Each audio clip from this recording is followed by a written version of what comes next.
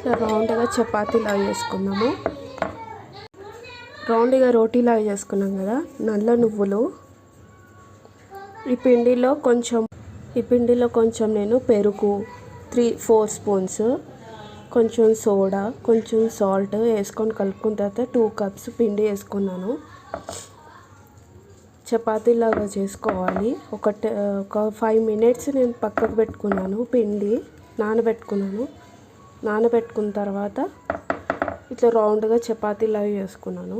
దాంట్లో నల్ల నువ్వులు, కొత్తిమీర వేసుకున్నాను. చపాతీ ఇట్లా టర్న్ చేసుకున్నాము. వాటర్ చల్లుకున్నాం.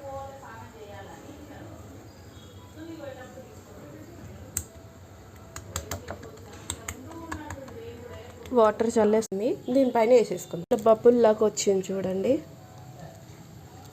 బబ్బుల్లాగా వచ్చేసింది కదా. ఇప్పుడు టర్న్ చేద్దాం. టర్న్ చేయండి. ఇట్లా కాల్చుకోవాలి టర్న్ చేసుకొని. మనం కింద వాటర్ తడి పెట్టాం కదా, అందుకే కింద పడిపోలేదు. కంపల్సరీ కింద వాటర్ పెట్టి చపాతీ దానిపైన వేయాలి. టర్న్ చేసుకోవాలి.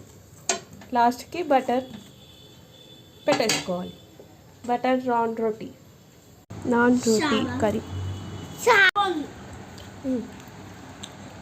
ప్రాసెస్ ఎట్లుంది? బాగుందా? ఎట్లుంది?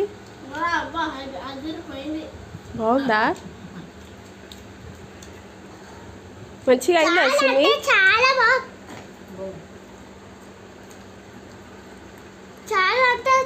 బాగుంది గైస్. ఎప్పుడైనా మీరు పెట్టుంటే కామెంట్ చేయండి.